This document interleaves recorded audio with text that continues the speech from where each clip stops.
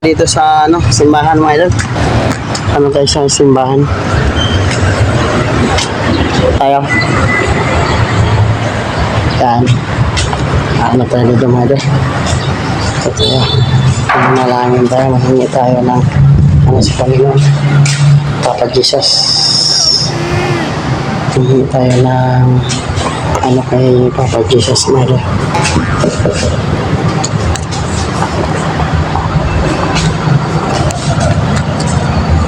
Hingin tayo ng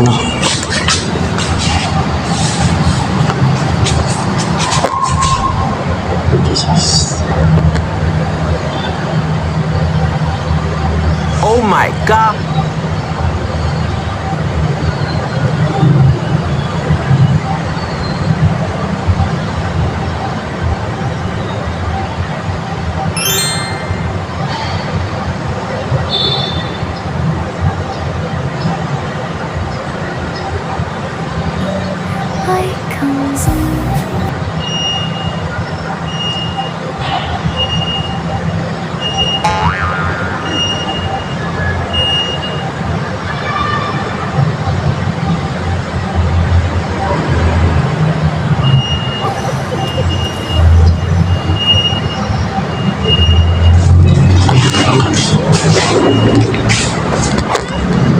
So ito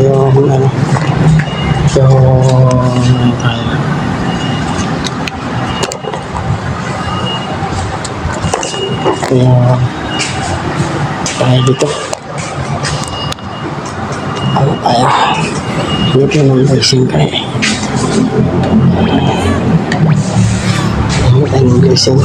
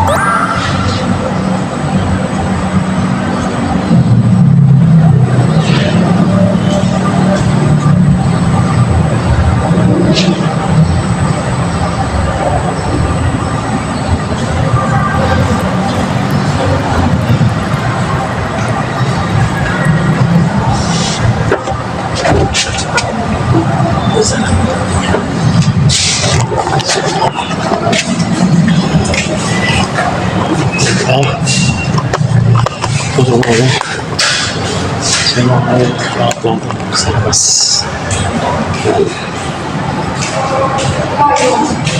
Yung kahit natin sa labas yung kahit kumain.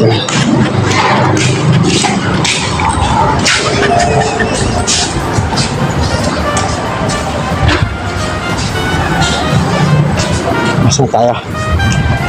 So yun, medyo malabo yung camera kumain.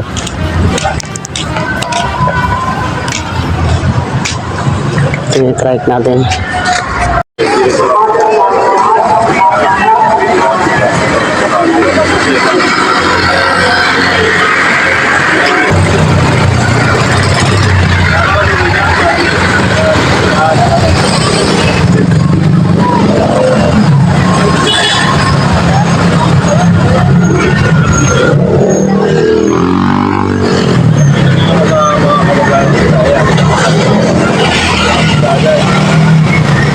Dami ng tao kaya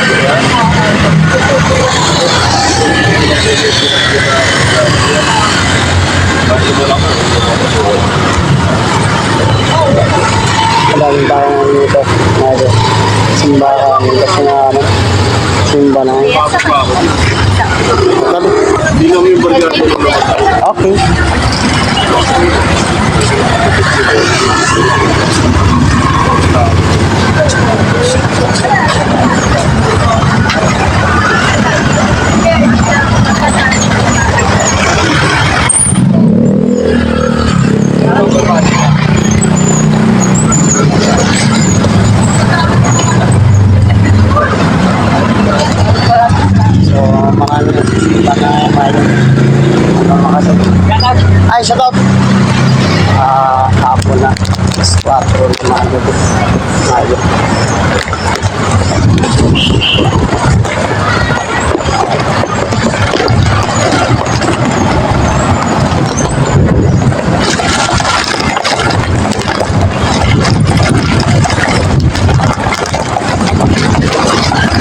SPB ka nag-aaral, te?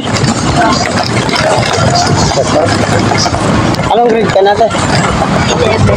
Grade 11. Yan guys, grade 11 si ate. Ate natin na anak. Nakapantay ko yun.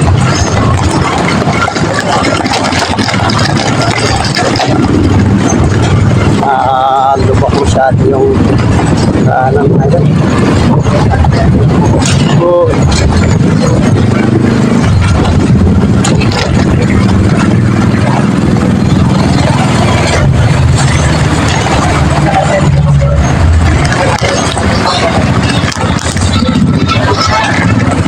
halos lahat yata ngayon din, no, sa buong Pilipinas, no, hinihigpitan na yung mga ano, no, mga mag-aaral dahil sa yung nangyari dati ay yung nag-viral na ano ay sinasaksak at saka binabaril, no. Nakapanood ka na, kawawa yung mga ano, no, na biktima niya. Ang masakit kasi doon, yung ano, tawag ito, yung parang estudyante na, parang sanggad na siya, no? Kasi, ano, magaling siyang, umawak siya ng baril, eh. So,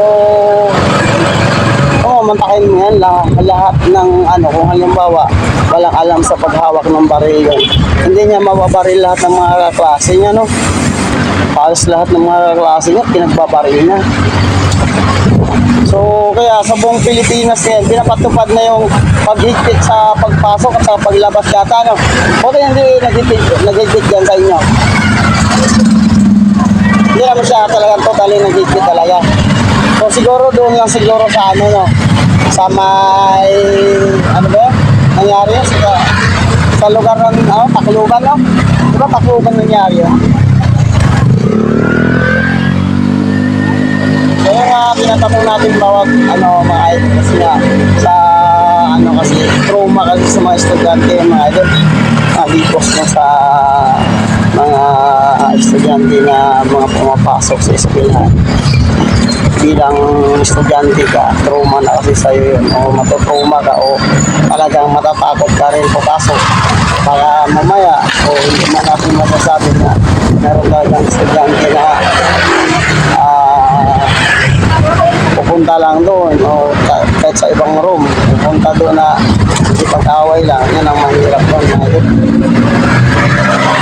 kaya walang talaga dito konting higpit talaga sa mga estudyante lalo na yung guardia active ka pasok ka sa loob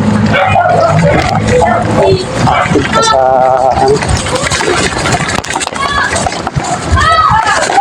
tupad na rules sa eskwelahan.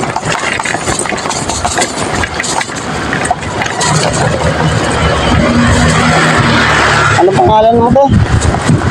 Pwede malaman pangalan mo? Cheska. Ano pinili mo te? I-shoutout natin sa vlog natin. Shoutout kay Ma'am Cheska. So grade 11 na siya mga idol.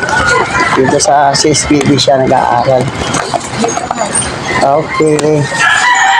Thank you. Yeah, thank you.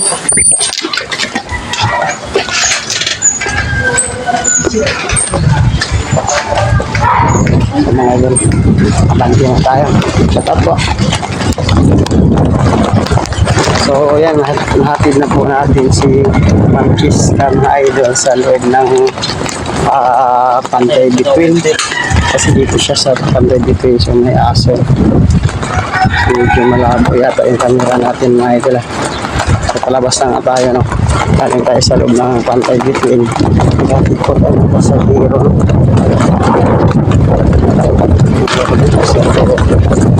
Kaya nang labas. Kaya dito mga idol sa anak sa ayan, palabas na tayo. Kapatid ko dito. Ayos. Kapasok na yun mga idol. Kapatid din Boss Ray sa Maklo yata yun siya mga idol. Kapasok na siya. Bingi tayo dito ng basahero yan.